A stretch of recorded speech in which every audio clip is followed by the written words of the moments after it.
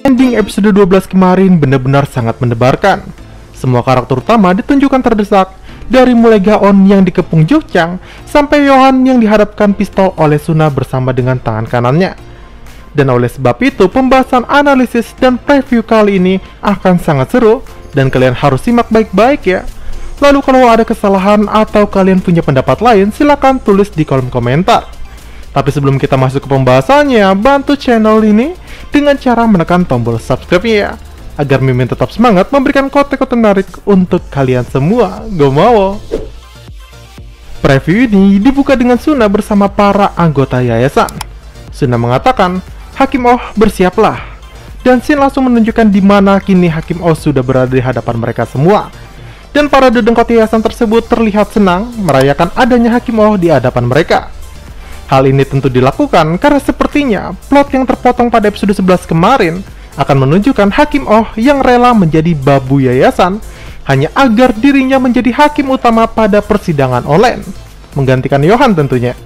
Setelah itu, Shin memperlihatkan Yohan yang sedang menuruni tangga. Yohan berhasil kabur dari hadapan Suna dan tangan kanannya entah bagaimana caranya. Di sini Yohan langsung menelpon seseorang, entah itu Gaon atau para anak buahnya yang lain ya. Tapi menurut Mimin yang dikabarinya ialah para anak buahnya. Karena sepertinya Suna juga mengancam membunuh anak buah Yohan. Hal ini dilakukan oleh Suna karena dia telah berhasil membunuh tangan kanannya Yohan. Dan hal ini diperkuat karena scene setelahnya, para anak buah Yohan berniat dibunuh oleh orang-orang tadi kenal. Dari mulai si pengacara, petua, sampai si cantik Soyeon. Benar-benar keadaan terpojok ya Yohan kali ini. Kemudian Shin beralih ke Sohyun yang datang ke tempat kerusuhan dengan mobilnya. Dari sini yang diperlihatkan, sepertinya Sohyun datang tepat waktu untuk menyelamatkan Gaon yang hendak dipukuli oleh kawanannya Jukchang atas suruhan dari Suna. Hal ini diperkuat dari pita merah di lengan orang-orang tersebut dengan pita merah yang dipakai juga oleh kawanannya Jukchang. Buat yang bingung mengapa mereka bisa dibawa kendali Suna, ini ada di menit ke-51 episode kemarin ya, di mana Suna yang membuat kesepakatan dengan presiden, meminta presiden untuk menyuruh Jukchang membantunya. Setelah itu Shin melompat ke Yohan yang terbaring tak berdaya di hadapan Suna. Dan tak kunjung habis penderitaan Yohan, kini gantian Elijah lah keponakan Yohan yang menjadi sandera Suna untuk dibunuhnya. Dan anak buah Suna sendiri sudah bersiap dengan pistol yang dibawanya. Suna mengejek Yohan dengan mengatakan, "Ini baru permulaan, tuan muda." Akhirnya apa yang paling ditakutkan Yohan selama ini menjadi kenyataan juga ya. Inilah sebabnya Yohan selalu melarang dan mengekang keponakannya selama ini, karena dia tahu kalau Elijah rentan mendapatkan masalah, dan hal ini yang tidak dipahami oleh Gaon. Selanjutnya terjadi perbincangan seru antara Gaon dengan Hakim Oh, di mana sepertinya Gaon mengeluarkan khutbah no jutsunya untuk menyadarkan Hakim Oh yang gila jabatan dan sudah dipengaruhi oleh yayasan. Gaon mengatakan, kamu tidak akan melakukan apapun. Berita itu semuanya palsu. Yayasan telah mengarangnya. Nah, di sini Gaon mencoba menjelaskan kepada Hakim Oh kalau apa yang disampaikannya di depan stasiun TV adalah kebohongan yang dirancang oleh yayasan. Mereka ini meminta Hakim Oh untuk menyampaikan berita palsu kalau ada wabah virus baru di lingkungan terisolir tersebut. Yang padahal alasan wabah ini digunakan untuk mengusir para warga miskin di lingkungan kumuh tersebut, juga untuk menangkap para imigran yang juga berada di sana. Karena sebagaimana kita tahu, orang-orang di yayasan ingin sekali mengusir kekumuhan di kotanya dengan cara mengusir warga miskin dan para imigran. Dan salah satu cara proyeknya ialah pembuatan hunian untuk para warga miskin dan tunawisma di tempat lain yang hendak diusut oleh Yohan di pengadilan online nantinya. Lalu kita juga diperlihatkan Hakim Oh yang akhirnya sadar setelah dia melihat keadaan yang sebenarnya dengan mata kepalanya sendiri, kalau tidak ada virus dan rakyat malah disiksa. Scene selanjutnya memperlihatkan Yohan yang sedang melakukan siaran langsung.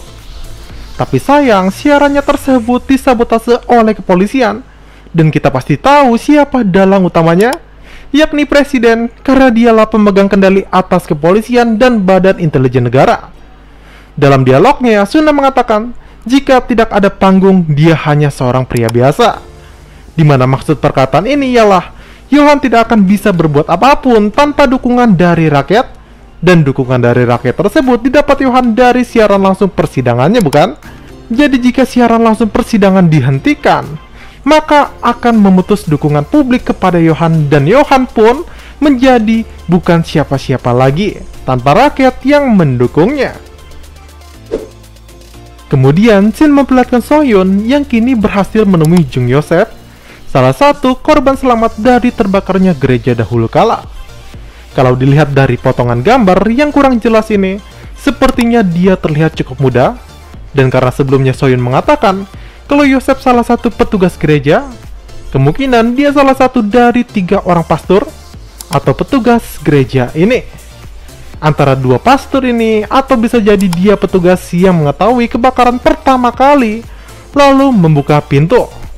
Kemungkinan Yosef ini sudah tahu apa yang akan terjadi, di mana dia sebelumnya mengintip si pelaku akan melakukan itu, atau bisa jadi pula dialah salah satu orang suruhan si pelaku. Itulah mengapa pada kejadian tersebut dirinya sempat selamat bersama para anggota yayasan yang lainnya. Bisa jadi, bukan? Selanjutnya Presiden mengadakan konferensi pers dan mengatakan pemerintah menyilaukan kalian. Entah dimaksudkan kepada siapa, tapi scene langsung berganti ke Johan bersama beberapa pengikutnya yang mengenakan seragam putih. Yang menurut Mimin, Johan akan membuat masa tandingan untuk melawan masa dari Presiden yang melakukan pemukulan dan diskriminasi kepada orang-orang miskin. Dan jika benar terjadi, hal ini akan berdampak baik karena bangkitnya perlawanan rakyat tersebut akan membuat posisi Johan di hadapan masyarakat semakin tinggi. Lalu Shin berpindah kembali ke Presiden yang memohon dalam telepon untuk menghentikan sesuatu saat itu juga. Sedangkan di sisi lainnya, Suna bertanya-tanya perihal siapa sebenarnya yang diincar Johan saat itu. Dan mungkin hal ini terjawab pada scene setelahnya, kalau yang diincar Johan adalah Presiden. Karena Johan langsung mengancam Presiden di hadapannya kalau kasus yang akan diusut dalam persidangan oleh Johan adalah kasus dirinya. Dan bisa jadi yang dimaksud Johan adalah kasus kompor meleduk dan diskriminasi olehnya kepada rakyat miskin dan juga para imigran, dengan menggunakan Jukchang sebagai pion terdepannya secara diam-diam. Belum lagi kebohongan diskriminasi tersebut dibalut dengan alasan virus yang menyebar di pemukiman mereka. Akan menarik sepertinya ya. Oke, kalau kalian suka dengan konten dari Mimin, jangan lupa untuk menekan tombol like, subscribe, dan nyalakan tombol lonceng notifikasinya ya, agar kalian selalu mendapat info menarik dari channel Mimin ini.